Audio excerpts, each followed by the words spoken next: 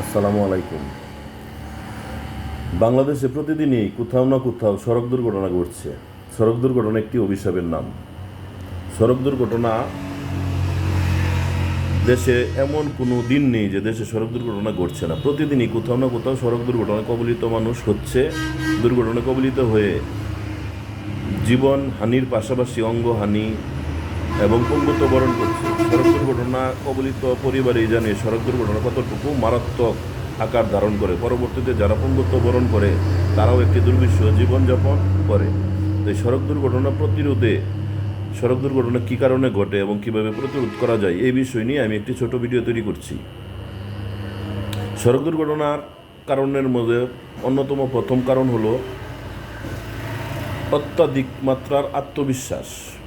প্রথম কারণ 1 নম্বর অতিরিক্ত আত্মবিশ্বাস। 2 নম্বর কারণ হলো অতিরিক্ত গতি, বেপরোয়া গতিতে গাড়ি চালানো। 3 নম্বর কারণ হলো ওভারটেকিং, অনুমোদিত ওভারটেকিং, যেখানে ওভারটেকিং করা যাবে না ওইখানে ওভারটেকিং করা। 4 নম্বর কারণ হলো ট্রাফিক আইন না মানা।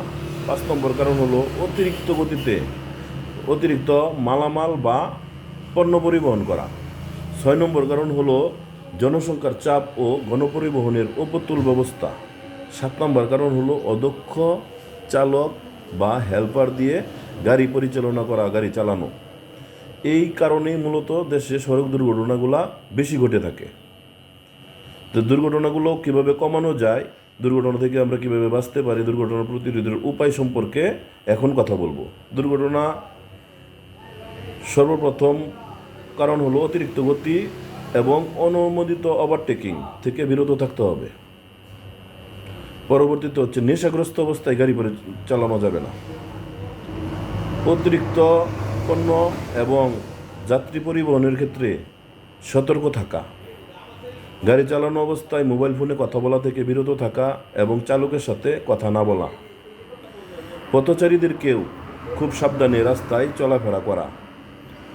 দেশে গণপরিবহন মালিক সমিতি, গণপরিবহন শ্রমিক ইউনিয়ন এবং ড্রাইভারদের সমিতি এবং দেশের সকল জনগণের স্বতঃস্ফূর্ত অংশগ্রহণের মাধ্যমেই, সচেতনতার মাধ্যমেই সড়ক দুর্ঘটনা কমানো সম্ভব বলে আমি দৃঢ়ভাবে বিশ্বাস করি। বাংলাদেশে আর কোনো সড়ক দুর্ঘটনা দেখতে চাই না। সড়ক দুর্ঘটনা কমুক, দুর্ঘটনামুক্ত বাংলাদেশ গড়ুক, এই প্রত্যাশা ব্যক্ত করেই আমি আমার সংক্ষিপ্ত ভিডিও শেষ করলাম। ধন্যবাদ সকলকেই।